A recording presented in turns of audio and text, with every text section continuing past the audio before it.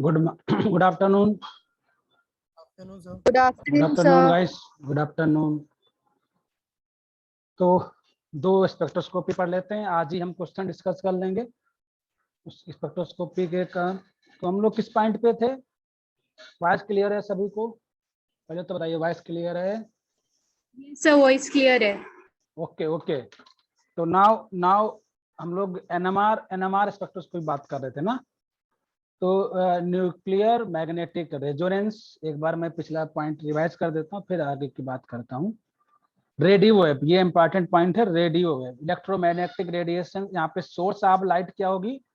Radio wave. ठीक है, radio wave होगा। नेक्स्ट इसको यूज जो है, structure of the proteins, structure of the proteins, structure of the chemicals and scan, मतलब स्कैनिंग। हालांकि यहाँ पे हम लोग जानते हैं कि मेडिकल में एमआरआई, ठीक है, एमआरआई कराते हो तो उसमें जो कंसेप्ट, उसका जो प्रिंसिपल है वो भी एनएमआर बेस्ड प्रिंसिपल है, जो हम लोग नाउ नाउ ओके, क्योंकि बीच में connection. Now okay, voice clear है अब? Yes sir. हाँ ठीक है, ठीक। Yes, मैंने sir. कहा, हाँ, फिर मैंने डिस्कस किया था कि NMR is a two type, H N M R and C13 NMR। ये दो तरीके के आपको स्पेक्ट्रोस्कोपी होते हैं, HNMR एंड C13 NMR। ये बेसिक इंस्ट्रूमेंटेशन है, जिसमें कोई दिक्कत नहीं किसी को। इसमें अगर हम बात करें तो एक मैग्नेट होगा। मैग्नेट मतलब मैग्नेट क्यों यूज किया? मैग्नेट का यूज करने का मतलब होता है to generate the magnetic field ना। मैग्नेटिक फील्ड, देखो बिना मैग्नेटिक फील्ड के आप मान के चलते हैं कि फिर आप ये इंस्ट्रूमेंटेशन, ये स्टडी आप नहीं कर पाओगे।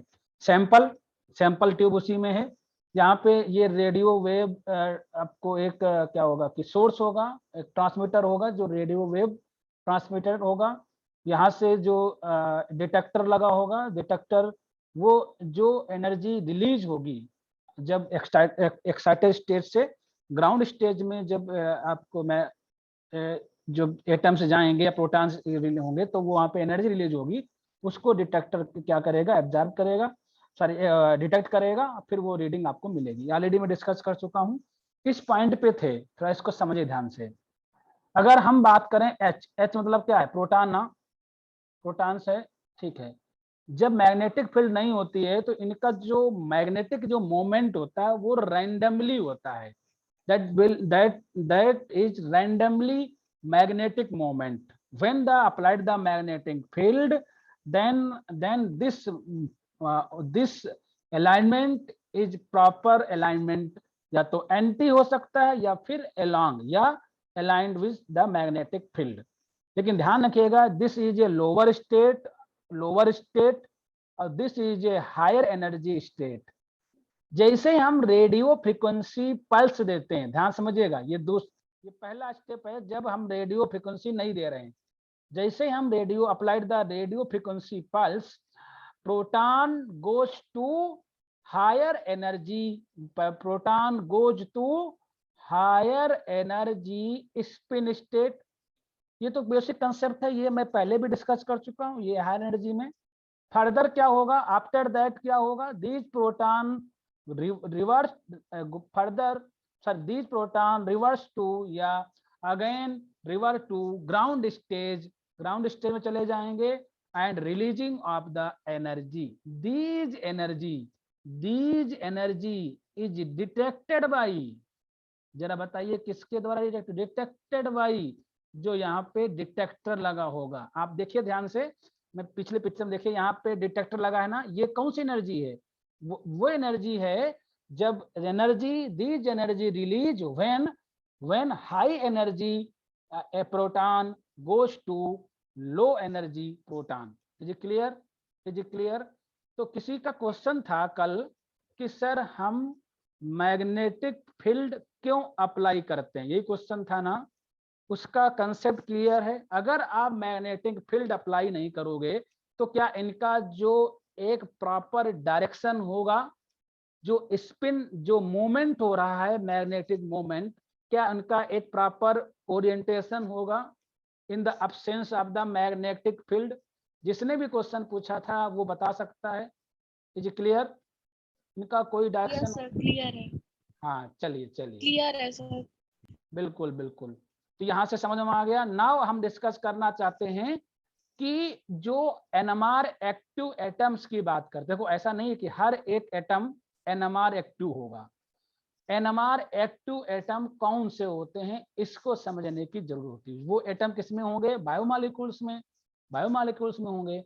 इस पिक्चर को समझे ध्यान से। अगर कोई एक ऐसा आपको एटम्स जिसका जो एटॉमिक नंबर इवन हो और मास नंबर इवन हो तो उसको हम एनएमआर इनएक्टिव बोलोगे।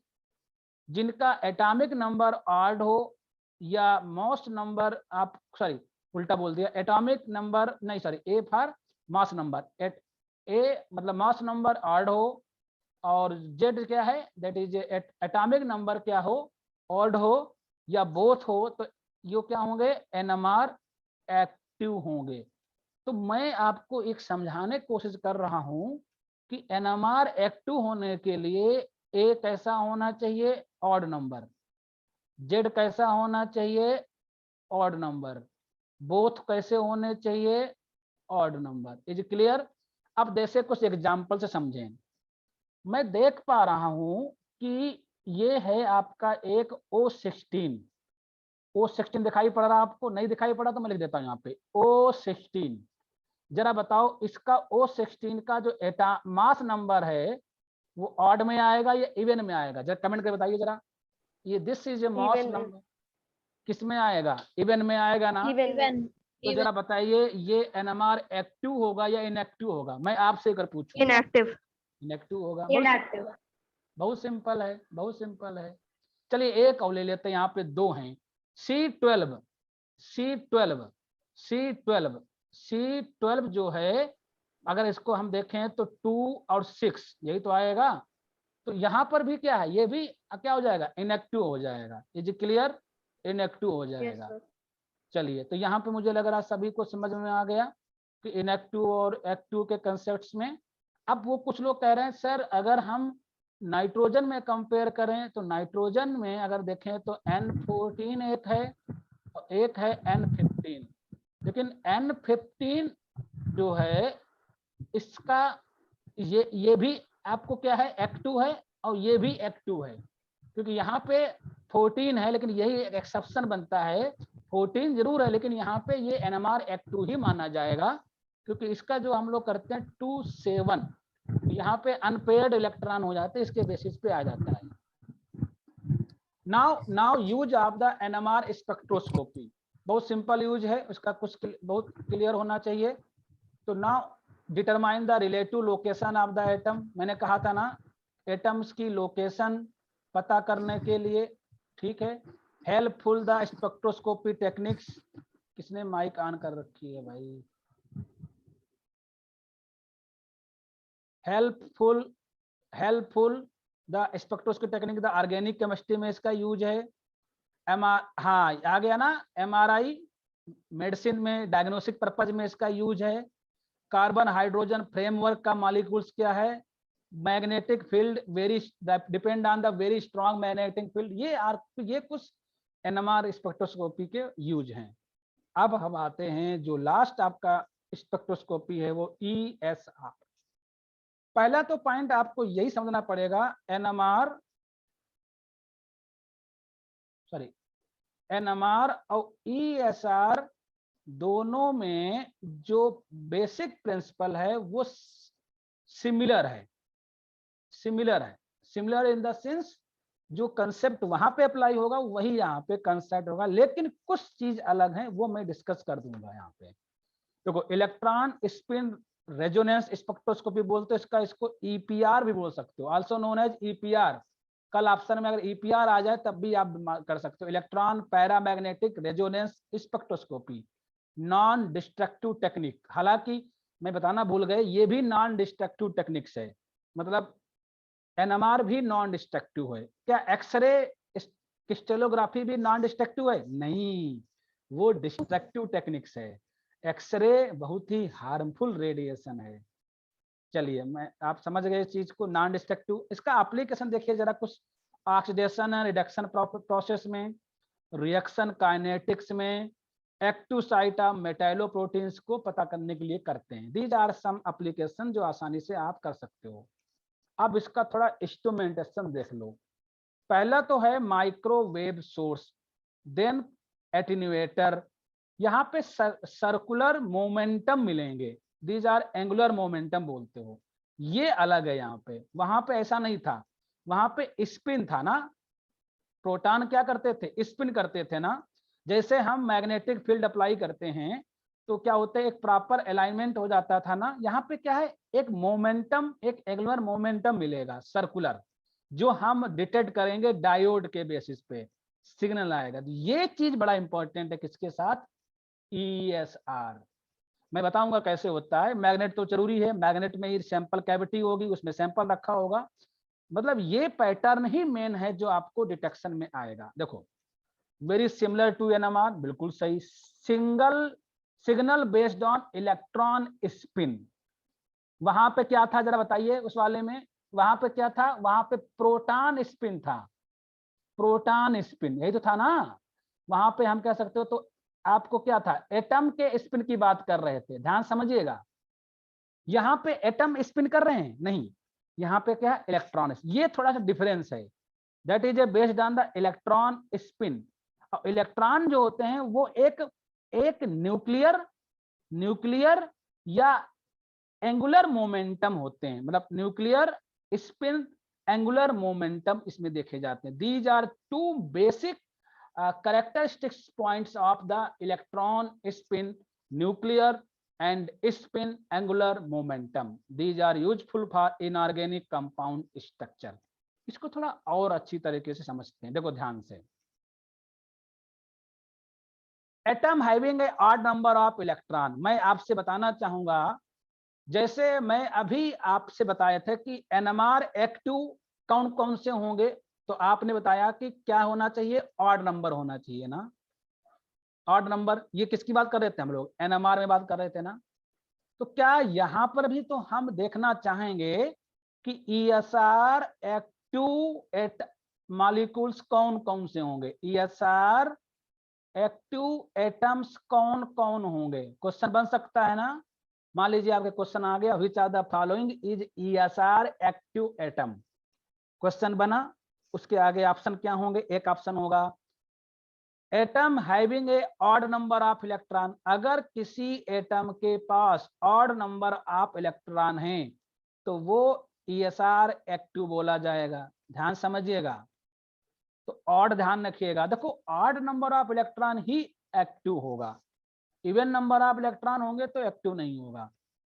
Ion heavily partially field electron shelled, कोई भी ऐसा जो पार्शियली फिल्ड हो, कंप्लीटली फिल्ड नहीं होना चाहिए, आपने केमिस्ट्री में पढ़ा हो। Molecule that carry angular momentum of electron origin, कुछ ऐसे मॉलिक्यूल्स हैं जो एंगुलर मोमेंटम रखते हो इलेक्ट्रॉन ओरिजिन में, वो भी एक्टिव बोले जाएंगे। These are also active, these are that, केवल एक रीजन नहीं है, चाहे अगर 8 नंबर ऑफ इलेक्ट्रॉन है तब भी एक्टिव माना जाएगा। आपको partially filled inner electron shelled हैं, inner electron shelled partially filled हैं, कंप्लीटली फील्ड नहीं है तब भी एक्टिव माना जाएगा। एंगुलर मोमेंटा पर इलेक्ट्रॉन दिख रहा है तब भी एक्टिव माना जाएगा। Free radical having unpaired electron, जिसके पास रेडिकल नहीं होते हैं, फ्री रेडिकल्स मतलब प्लस करके बोलते हो ना, जैसे Fe प्लस, ठीक ऐसे बोलते हो ना, जैसे सोडियम पे लगा दिया एक प्लस, कैल्शियम प्लस लगा देते हो ना। तो free unpaired electron is also active, ध्यान से समझिएगा। Molecule with pair electron and zero magnetic field, ये भी एक्टिव माने जाएंगे। तो these are active ESR atom, इनमें से कोई भी एक प्रॉपर्टी होगी उसको हम ESR एक्टिव एटम बोल सकते हैं। उम्मीद करते हैं कि आपके ऑप्शन आराम से उसमें निकल जाएंगे कौन कौन से ESR एक्टिव एटम्स होंगे। Now clear. चलो अब हम लास्ट में बात कर लेते हैं, these are some application of the ESR spectroscopy. study of free radicals. Even very low concentration also can study free radical by using. जैसे मान लेते हैं कि किसी भी सैंपल में फ्री रेडिकल्स हैं या नहीं है, क्योंकि फ्री रेडिकल्स जैसे मान के चलते हैं कहीं पे H2O2 है, ठीक है, सुपर ऑक्साइड रेडिकल है, ठीक है, सुपर ऑक्साइड रेडिकल है, या कुछ और भी हाइड्रोक्सिल आयंस हैं। फ्री रेडिकल को पता करने के लिए ध्यान रखेगा, free radical ESR spectroscopy. Also structure of the organic and inorganic free radical, investigation of molecules in triple state, ये भी पता कर सकते हो। Spin level give the information about the polarity of the environment. Structural determination, ये biotech का application है, हम किसी भी बायोमॉलिक्यूल्स का स्ट्रक्चरल डिटर्मिनेशन भी ESR से कर सकते हो। That is a information about the shape of the radicals, shape of the radical. लेकिन ध्यान रखिएगा स्ट्रक्चर उन्हीं का बनेगा जो एटम कैसे होने चाहिए, ESR एक्टिव होंगे, वो थोड़ा सा दोनों में फर्क है। तो आपको सब कुछ क्लियर है? कोई डाउट हो बताओ, फिर हम कुछ क्वेश्चंस आपके सामने लेके आए हैं। हम सोचते हैं आज ही के कुछ क्वेश्चन भी कंप्लीट हो जाएं, तो अगर मुझे आगे क्लास लेनी पड़ेगी, जरूरत पड़ेगी तो लेंगे, नहीं तो फिर मतलब ये वैसे तो कंप्लीट माना जाएगा। अगर मुझे लगा कि कोई क्वेश्चंस हैं डिस्कस करने के लिए तो मैं आगे की क्लास कंटिन्यू करूंगा, नहीं तो आज हमारी लास्ट क्लास होगी। तो यहाँ तक समझ में आ गया? सर बोलो सर सैंपल को सर ये एक एक करके बोलो, एक एक करके। सर ये बोल रहे थे जो आपने बोला NMR में इलेक्ट्रॉन का ऑड होना जरूरी है। हेलो, हाँ बिल्कुल बिल्कुल उसी पॉइंट पहुंच गए। हाँ सर, तो जब इलेक्ट्रॉन का ऑड होना जरूरी सर, लेकिन जो मैंने पढ़ा सर उसमें तो इलेक्ट्रॉन का बेसिस से बात, इलेक्ट्रॉन के नहीं बोले थे, एटॉमिक नंबर या मास नंबर बोले थे हमने। एटॉमिक या मास नंबर पे? हाँ, एटॉमिक और मास नंबर। देखो सी कार्बन में 12 क्या है, ये मास नंबर है एटॉमिक नंबर, पहले बताओ जरा। सर ये मास नंबर है। हाँ ये समझो, इलेक्ट्रॉन नहीं बोले थे, ध्यान रखेगा, गलत नहीं बोलना। हाँ सर मास नंबर है जी सर, ये मास नंबर है या एटॉमिक नंबर ऑड होना चाहिए। Yes sir, atomic. अरे आप याद कर लो, देखो दो ऐसे हैं जो इनएक्टिव हैं, जो पूछे कौन से, O16 और C12, ये याद कर लेना, ठीक जी है सर। बाकी नहीं सर, ये N14 में मुझे दिक्कत हो गई थी, ये एक्सेप्शन में आ गया पूरा एक। इसके साथ सर कुछ थोड़ा आयनिक, समझा दीजिए सर। अरे केमिस्ट्री का पार्ट है यार, इतना ना समझो। इसके साथ कुछ आयनिक वाला प्रॉपर्टी है, आयनिक की प्रॉपर्टी है, आयनिक की प्रॉपर्टी, इसलिए यहाँ पे जब इसका, मैं तो कुछ भूल चुका हूँ केमिस्ट्री में, जब आप वो करते हो ना बैलेंस 2-6 ना, इस तरीके से जी सर, वो सेटिस्फाई नहीं होता होगा, ठीक है। अच्छा सर, ठीक सर, ठीक सर, ओके सर। तो नाउ ESR में क्या था, ध्यान दीजिएगा। ESR में अगर आप देखें ध्यान से, अलग क्या था, बाकी सब सेम था, उसमें जो अलग है यहाँ पे आपको एटम्स हैं वो इलेक्ट्रॉन के बेसिस पे था। मतलब मैं अगर बात करूं तो यहाँ पे singular based on electron spin. तो बहुत क्लियर माइंड से रखो सभी लोग, इलेक्ट्रॉन स्पिन कहाँ पे बात करेंगे, ESR में। अरे यार ESR में नाम भी तो है उसका, ESR क्या लिखा है, इलेक्ट्रॉन स्पिन। जब नाम से ही लग रहा है तो उसमें हम क्यों कंफ्यूज होंगे, हम भी कंफ्यूज नहीं, आप भी कंफ्यूज नहीं ना। Electron spin, resonance spectroscopy, angular momentum याद रखिएगा, ये सर्कुलर मोमेंटम होते हैं, ये ध्यान रखिएगा, बस और कुछ है थोड़ी ना। मैं आपको एक बात बताना चाहूंगा, आपके जो क्वेश्चंस होंगे इतने इजी होंगे, अगर आपने थोड़ा बहुत भी पढ़ लिया तो 4 ऑप्शन में एक ऑप्शन बिल्कुल ऐसा अलग होगा जो आपसे निकल जाएगा। हाँ लेकिन अगर बिल्कुल नहीं पढ़ोगे, जैसे आपको पता ही नहीं है कि ये टेक्निक्स क्या है भाई, जैसे हम जब पढ़ के नहीं जाएंगे। हाँ देखो किसी ने, यसी शुक्ला ने बताया है, क्योंकि अब चीजें भूल गई ना, 2.2:5 होता है, इसलिए इसकी वजह से हाँ 5 जो हो गया वो कैसा हो गया, ये भी तो होता है ना, 5 आया ना, तो ये कैसा हो गया हम। हाँ नाइट्रोजन का है ना, यस सात सर, हो गए और वो भैया ये पेयर नहीं बनाएगा सर, आपने इसमें नहीं, अरे कुछ भी हो लेकिन पेयर आप नहीं बनाएगा। कॉन्फ़िगरेशन लिख के भेज रहे हैं इसका यार, ये सब now now now now now now बस फर्स्ट क्वेश्चन। अरे आ जाओ, मुद्दे पे आ जाओ, बताओ। इसका ये तो हो चुका, ये क्वेश्चन हो चुके थे। एक काम सर करते एक हैं। चीज पूछनी थी। हाँ बताओ बताओ। सर आपने एनएमआर स्पेक्ट्रोस्कोपी में हमारे सिलेबस में एक चीज है केमिकल शिफ्ट, वो नहीं पढ़ाया, बाकी तो सब ठीक था।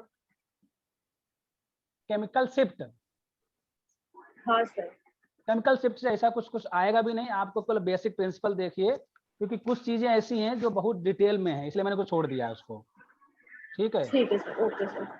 हाँ मतलब आपको ऑब्जेक्टिव के हिसाब से मैंने उसको छोड़ा है, क्योंकि ऐसा कुछ आएगा नहीं। अब आपके सामने कुछ क्वेश्चंस हैं, उनका ओके। जवाब दीजिए। पहला क्वेश्चन मैंने उसमें रेड कर रखा, लेकिन क्या आपसे मुश्किल होता कि which of the range of UV visible radiation, आराम से कर लेते। 200 to 800 नैनोमीटर, क्लियर है। हाँ दूसरा क्वेश्चन देखिए, in which spectroscopy techniques the change in vibrational and rotation detected. बताओ, जहां पे वाइब्रेशनल रोटेशन आते थे वो कौन सी टेक्निक थी? आईआर थी ना? हाँ इंफ्रारेड। चलो ये दो ऐसे क्वेश्चन हैं जिनमें आंसर है, अब आंसर नहीं है। अब बताओ जरा इसका आंसर, जल्दी बताओ। Major difference between IR and comment करो, तो कमेंट करो। Sample cell, sample cell.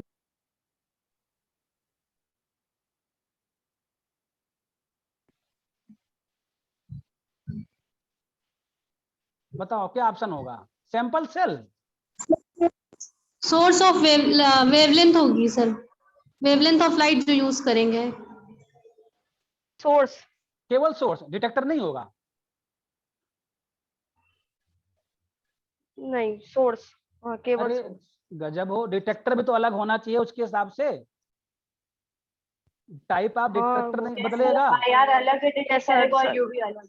सबके अलग UV अलग अलग। डिटेक्टर होते हैं। अभी बताओ जरा, अगर हम यूवी का डिटेक्टर नहीं लगाएंगे, यही तो चीज खेल है। चलो अच्छा, नेक्स्ट क्वेश्चन आते हैं। नेक्स्ट क्वेश्चन चले जाओ। अच्छा मैं सबके कमेंट देख रहा हूँ, सही से आंसर दो, सोच के, जल्दबाजी मत करो यार।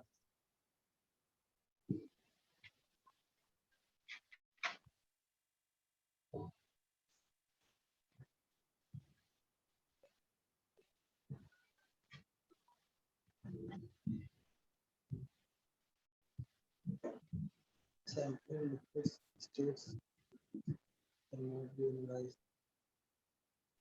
एक्सरे में हमेशा कौन सा कैसा चाहिए? क्रिस्टल चाहिए ना? Sorry. हाँ देखो, Yes, आप sir. तुम लोग आप लाइन पे जा रहे हो। ठीक है, कोई दिक्कत किसी को? अगर लिक्विड है तो हम एक्सरे कर पाओगे? कर ही नहीं सकते हो, कोई नहीं कर सकता। हम क्या, कोई नहीं कर पाएगा। चलो, एटॉमिक एब्जॉर्प्शन स्पेक्ट्रोस्कोपी में जो फ्लेम है उसका पर्पज क्या था? What is the purpose of flame?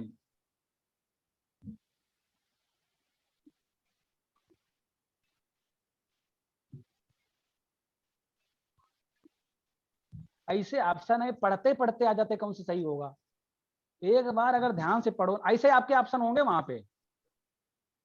टीचरों ने जो पेपर बनाया है, हमने भी एक दो पेपर मतलब कहीं ना कहीं कुछ मिले हैं।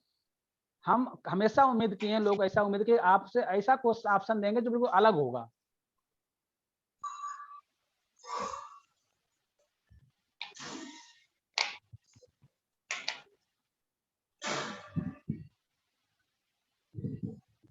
चंदानी वर्मा, फ्लेम से क्या इलेक्ट्रोमैग्नेटिक रेडिएशन निकलते हैं? गजब हो, अजीब अजीब है लोग। हाँ, हम आग जला दें, आग जला दें उससे वो निकलेगा। Electromagnetic radiation. See, ionise element so that can be measured. Ionise करते थे, हद हो गई। हम उसको गैसियस फॉर्म में लाते थे ना, गैसियस एटॉमिक फॉर्म था ना। सब लोग जानते हो, लेकिन पता नहीं क्यों डरते हो। और सीधे सीधे लिखा, तभी जाके वो एनर्जी एब्जॉर्ब करते हैं। कैथोड जो लैंप होती थी ना, उसी की एनर्जी। अरे एटॉमिक एब्जॉर्प्शन स्पेक्ट्रोस्कोपी पढ़ो तो थोड़ा। एक्साइटेड द एटम, एटम को ये बताओ, फ्लेम से एक्साइटेड होता था कि जो एनर्जी आती है तब आपको एक्साइटेड होते हैं वहां पे एटम्स। फ्लेम का काम इतना ही है कि केवल उस, हाँ बोलो। हाँ डी जाना चाहिए। ये बाकी लोग क्या बताएं, क्या कर रहे हो भाई तुम लोग? चलो अच्छा, एक लास्ट एक और लास्ट देखते हैं जरा। अब की बार नहीं बता पाए तो मान लीजिए फिर हम मान के चलें कि आपको मैंने कुछ पढ़ा ही नहीं। इस क्वेश्चन का जवाब अगर नहीं दे तो मैं मान लूंगा कि मैंने आपको कुछ नहीं पढ़ाया, हम केवल टाइम काटते रहे, आप केवल टाइम काटते रहे।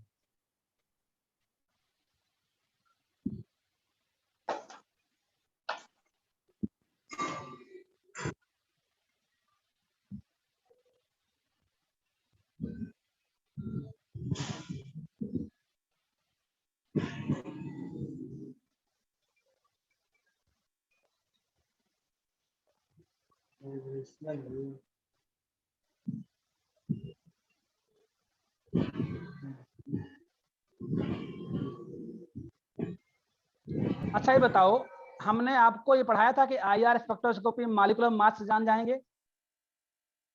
अगर ये जान जाओगे तो फिर मास स्पेक्ट्रोस्कोपी आपके सिलेबस में नहीं है, उसका क्या यूज है? गजब हो।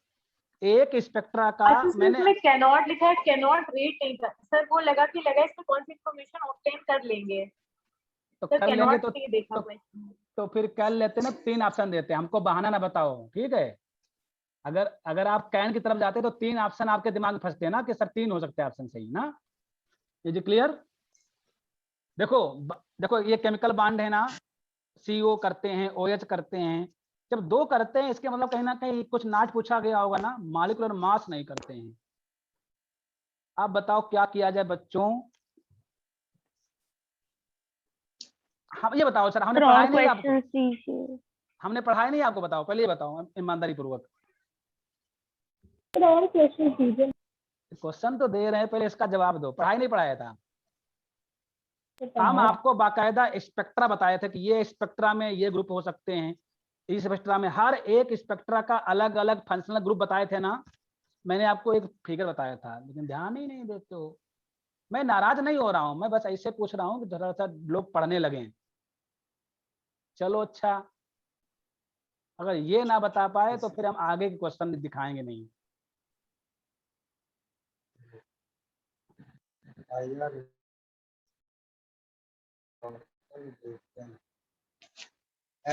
RMI को मिलाकर RMI प्लीज माइक ऑफ कर लो, कौन माइक ऑन करके बात कर रहा है?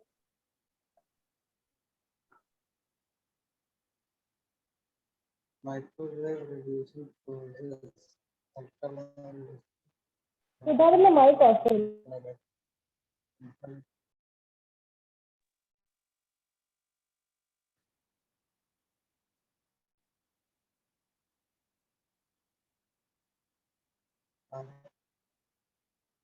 डी ऑप्शन करेक्ट है।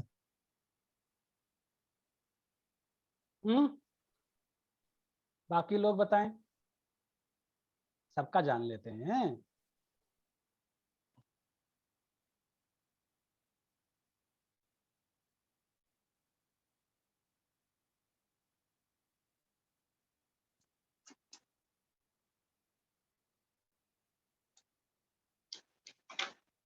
अच्छा ये बताओ, इंफ्रारेड विजिबल के बाद आती थी या पहले आती थी?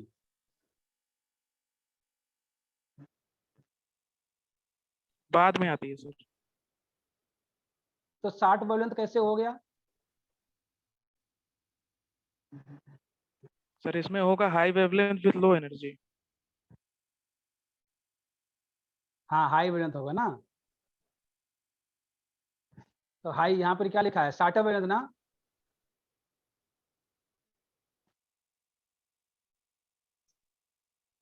सर ए वाला ऑप्शन। अरे सर अगर शॉर्टर वेवलेंथ होगा तो फिर तो सी सही हो गया ना। अब तो बताओ ना, सी सही हो गया, इतना डर क्यों रही हो? हाँ मतलब सर सी सही है क्योंकि लॉन्गर वेवलेंथ होती है और लेस एनर्जी होती है। बाकी तो सब गलत लग रहे हैं, ए गलत है, बी गलत है, डी गलत है। तो सी सही है मतलब। हाँ फिर सही, जब 3 गलत हो गए तो सी सही हो गया ना, इतना डर क्यों रहे हो? अभी भी सर डाउट ये है क्या? वेव नंबर लिखा, वेवलेंथ नहीं है। अरे कुछ हो, लेकिन ये जब 3 तुम्हारे गलत हो गए तो बचा फिर कौन? वेव नंबर भी है, वो लिख लो कहीं पे, उसका वेव नंबर भी कम होता है विजिबल लाइट से। वेव नंबर वेव अलग होता है। तो wave number also dependent on wavelength ही तो होता है। हाँ पर इनवर्सली रिलेशन होता है शायद वेव नंबर और वेवलेंथ का। नहीं, इनडायरेक्ट डायरेक्टली डायरेक्ट होता है। इंफ्रारेड रेडिएशन का जो वेव नंबर जब निकालते हैं इन्वर्स हो जाता है ना, वो आपको कहीं कहीं पर नोट कर लो ये पॉइंट, ठीक है? बाकी सब गलत हैं। चलो अच्छा एक और दिखा देते हैं, चलो इसको बताओ। अच्छा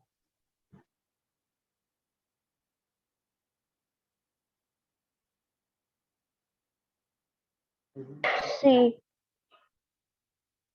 400 छोटी है, रेडियो हो नहीं सकती, माइक्रो होगी नहीं। इंफ्रारेड। हाँ यूवी विजिबल आ गया। यूवी बिल्कुल यूवी बिल्कुल विजिबल बिल्कुल सर।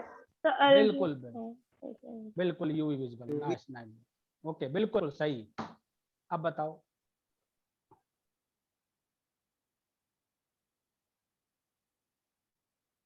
समय कम लो। Calorimeter, colorimeter, calorie colorimeter, calorimeter, calorimeter. D option. D colorimeter होता है। कैलोरीमीटर होता है सर। तो डी काय बोल रहे हैं? कोई डी बोल रहा था? हमने सी बोला था। हाँ सी सही है। अब बताओ, ऐसे ऐसे ऑप्शन आएंगे तो घूम जाओगे ना, क्या था? कोलो था, काउलो था। चलो अच्छा, चलो अच्छा बी एल लैम्बर्ट आप पढ़ बता दो। अच्छा खुश हो जाएंगे हम जाते जाते।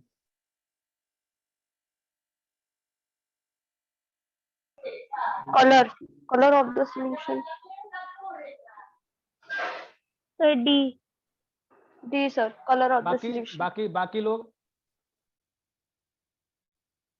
हाँ, फॉलो मत करो दूसरे को, अपना बताओ, दिमाग लगाओ।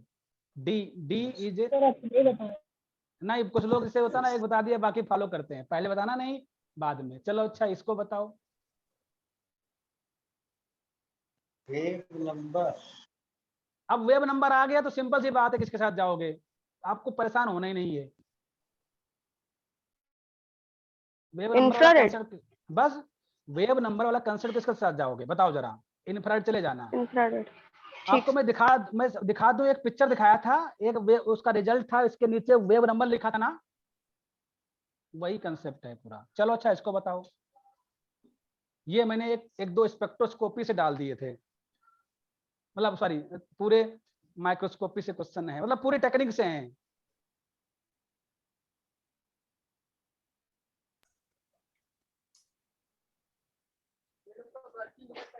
Jail electrophoresis. B. Negative staining हम लोग जेल इलेक्ट्रोफोरेसिस करते हैं, नेगेटिव स्टेनिंग लाइट माइक्रोस्कोप करते इलेक्ट्रॉन हैं। करते हाँ हैं। Negative staining sir light microscopy.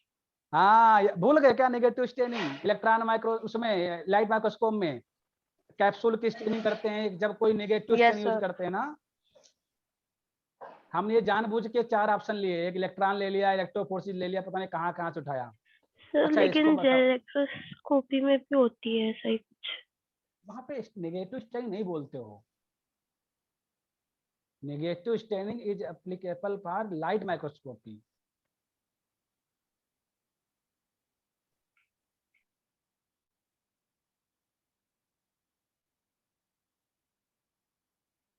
इसका सही जवाब दीजिएगा, मैंने बोला था एक बार। A an antibody specific for the subcellular structure. A. बाकी लोग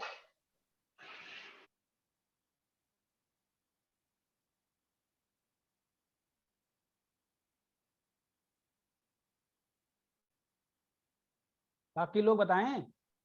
अभी एक कोई जरूरी नहीं सही हो, अपना दिमाग लगाओ।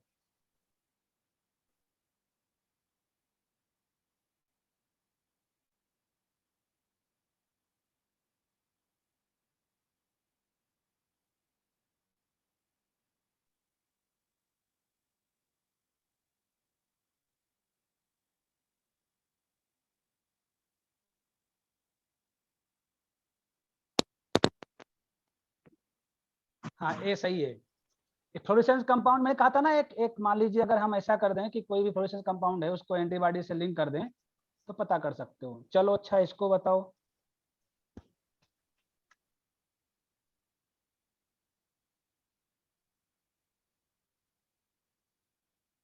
ए ए सोच लो अच्छी तरीके से।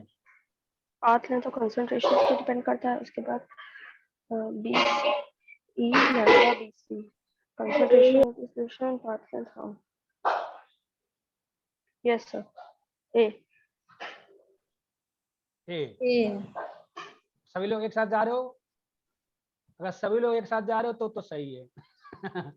जनता ज्यादातर एक के साथ जा रही है, बिल्कुल सही है। मैंने कहा था ना absorbance is directly to the path of the length and concentration of the absorbing species. वो पाथ नहीं होता है जो जहां से वो पास होते हैं। चलो अच्छा इसको बताओ।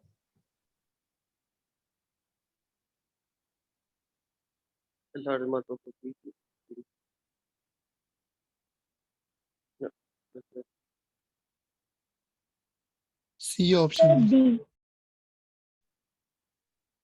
डी होगा।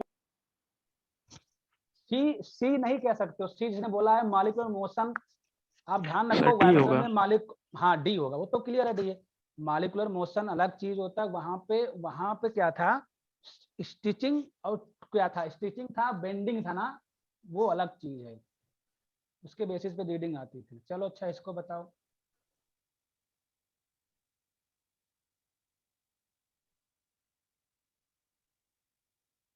अब्जॉर्बिविटी ए नहीं Sir, epsilon B. Sorry molar absorbivity. हाँ ये कोफिशिएंट है ना, कांस्टेंट हाँ वैल्यू है। Coefficient yes sir. हाँ मोलर एब्जॉर्बिविटी बिल्कुल सही। बी ना। आप जल्दी ना किया करो, आप थोड़ा सोचा करो, नहीं तो गलत कर दिया करोगे। आप तुम लोग सही टाइप पे आ गए हो, लाइन टाइप पे। अच्छा इसको बताओ। ये मैंने बताया नहीं है वैसे, ये मैंने बताया नहीं लेकिन बताना पड़ेगा आपको। मैंने कहा था ना कि ट्रांसमिटेंस और एब्जॉर्बेंस दोनों तरह के ग्राफ आ सकते हैं ना, तो किसको प्रेफर करते हैं हम लोग? एब्जॉर्बेंस को करते हैं ना। अगर हम ट्रांसमिटेंस से एब्जॉर्बेंस निकालना चाहें तो आप उसका लाग निकालोगे ना, तो एब्जॉर्बेंस इज इक्वल टू क्या करोगे? इसमें कौन सा सही है? Sir, A. A C C.